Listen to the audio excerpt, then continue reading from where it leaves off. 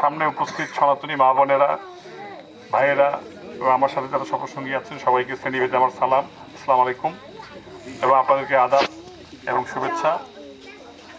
আমার এখানে এসে আসলে খুবই ভালো লাগলো যে আপনারা সন্ধ্যার পরে, বিশেষ করে আপনাদের বাড়িতে অনেক কাজ থাকে, সব কিছু বাদ দিয়ে আপনারা বসে আছেন।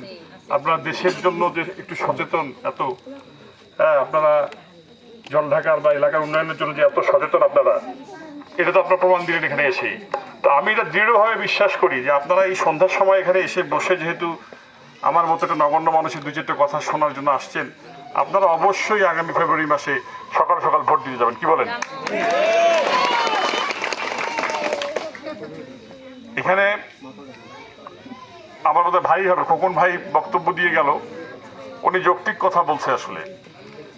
আর আমি এখানে আসলে কোনো বক্তব্য ওইভাবে দিতে আসি নাই বা ওইভাবে ভোটের গল্প আজকে করতে আসি নাই, কারণ ভোট আপনারা আমাদেরকে দেন, এটা পরীক্ষিত। আমার আব্বা 2 বার উপজেলা ভোট করছে, তখন আওয়ামী লীগ সরকার ছিল, তাও আপনারা শিমুলবাড়ির সনাতনী ভাই বোনেরা আমাদেরকে ভোট দিচ্ছে, এটা আমরা স্বীকার করি এবং এই দিন আমরা কোনোদিনও শোধ করতে পারবো না। এবার একটা কথা আপনাকে বলতে চাই যে নির্বাচন নিয়ে অনেক ষড়যন্ত্র চলতেছে। কেন? কারণ প্রার্থীটা জনাব আলহাজ সৈয়দ আলী।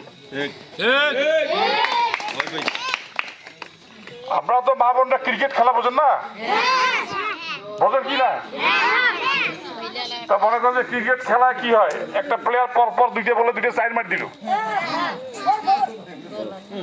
এখন পরের বলটা যদি কোনো কারণে আউট হয়ে যায়, 2টে সাইড মারলু, হ্যাঁ তোকে এটা বলা লাগবে, তুমি ঠেকাও। আবার দেখেন ওই বলটা যদি পরেরটা ফুলটস বল দেয়, বেটা লোপ্পা বল দেয়, অজিবি ঠেকায়, হারাম তো গায়ে চর্বি হ্যাক্স 2টে সাইড মারছি, এই বলটা মারি ফেললে। আমাদের প্রতিদ্বন্দ্বী হচ্ছে এরকম, হ্যাঁ, যে আগেও যাওয়া যায় না, পিছিয়েও যাওয়া যায় না, কি হয় হোক সৈয়দ আলী ঠেকাও। এত ভয়। আমি আপনাদেরকে যে কথা বলার জন্য আসছি, আপনারা ভোট ওনাকে আলহাজ সৈয়দ আলী সাহেব জি ভোটে দাঁড়ায় ভোট দেন বা না দেন, আমার আব্বা এমপি হোক বা না হোক, এই শিমুলবাড়ি বা গোটা জলঢাকার সনাতনী মা বোনেরা, ভাইরা নির্ভাবনায় নিশ্চিন্তে 100% নিরাপত্তার সঙ্গে আগামীতে জলঢাকায় বসবাস করবে। কারণ আগামী দিনের যে সরকার বাংলাদেশে আসবে, সেটা হচ্ছে বাংলাদেশ জাতীয়তাবাদী দলের সরকার, দেশটা তারেক রহমানের সরকার, বেগম খালেদা জিয়ার সরকার। বেগম খালেদা জিয়ার সরকার আপনাদেরকে পরিপূর্ণ নিরাপত্তা দেওয়ার জন্য ওয়াদাবদ্ধ। ওনার মতো নির্যাতনের শিকার তো 17 বছরে কেউ হয় নাই, হয়েছে কি? সেই আমাদের গণতন্ত্রের মা, আমাদের মা আপনাদের সাথে ওয়াদাবদ্ধ যে আগামীর বাংলাদেশে আর যে হয় হোক, কোন সনাতনী মা বোনদের সাথে কোনো অন্যায়, কোনো অত্যাচার হবে না এই বাংলাদেশে। আর একটা কথা, এখানে আমার নম্বরটা আপনারা নিয়ে রাখেন, কারো মাধ্যমে না, কোনো বাড়িতে শিমুলবাড়ির কোথাও যদি কেউ কোনো হুমকি দেয়, বিশেষ করে সনাতনী পরিবার, আপনাদেরকে আর কিছু দিতে পারি আর না পারি, আপনাদেরকে আইনগত সহযোগিতা দেব, নিরাপত্তা দেব।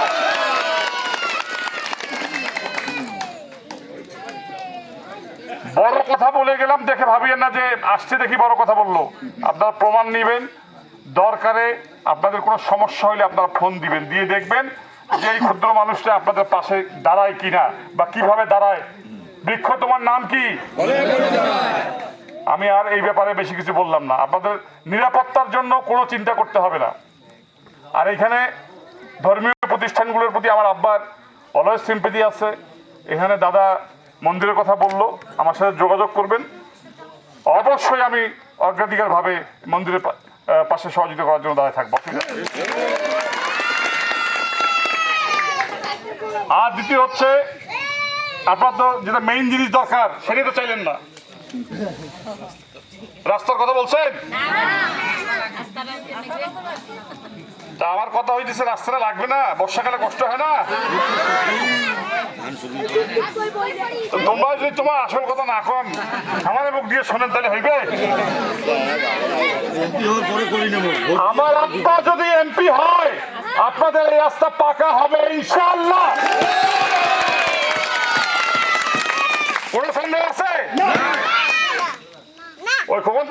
দিলাম যে আপনি দায়িত্ব নেন এবং উনি এমপি হইলে আপনি অগ্রাধিকার ভিত্তিতে রাস্তা পাকা করে দিবেন, নাহলে ওনাকে ধরবেন।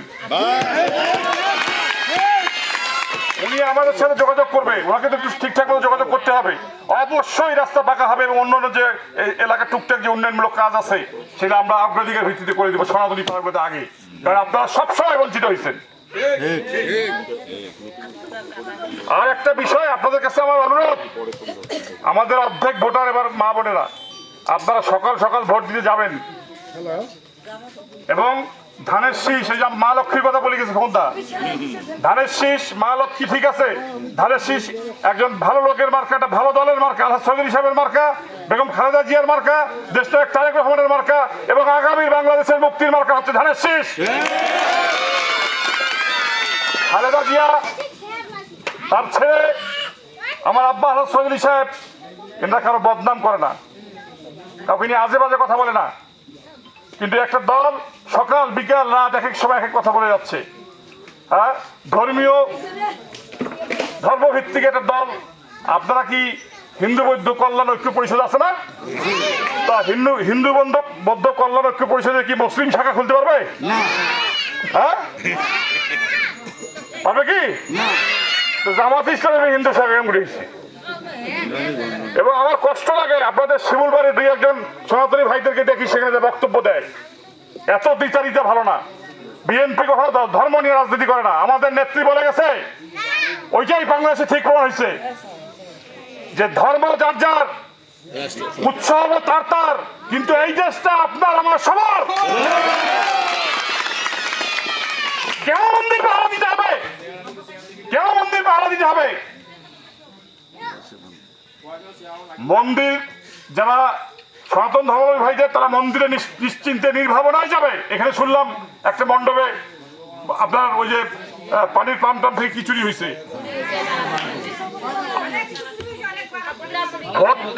ভোটটা সুষ্ঠুভাবে হয়ে যাক, কথা দিয়ে গেলাম শিমুল বাড়িতে আর এই ধরনের ঘটনা ঘটবে না, এই মুখ দেখাইতে আসবো আপনাদেরকে। পরিশেষে আপনাদের এই ভালোবাসা আমি আসলে আপ্লুত। আপনাদের এই সন্ধ্যাবেলায় একদম কাজের সময় আমার মা বোনেরা বসে এখানে এই ধানের শীষের এই উঠান বৈঠকে আপনারা সমবেত হয়েছেন এবং যারা আয়োজন করছেন সবাইকে আমার অন্তঃস্থল থেকে ধন্যবাদ জানাচ্ছি। আমার আব্বার জন্য দোয়া করবেন আপনারা, এবং আপনারা একটু হাত তুলি দেখান তো, ধানের শীষে ভোট দিবেন না?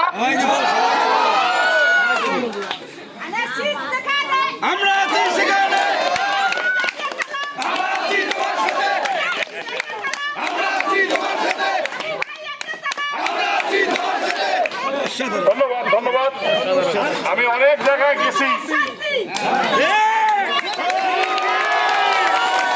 আমি নির্বাচনী অনেক পথসভায় গেছি, অনেক উঠান বৈঠক করছি, কিন্তু কোনো সনাতনী মা বোন মিছিল করতে, সেটা আজকে আমার জীবনের প্রথম ঘটনা। আপনাকে আমার আপনাদের এই পালার জন্য একটা আলাদা আমার টান আজকে থেকে হয়ে গেল। সবাইকে ধন্যবাদ, শুভ সন্ধ্যা।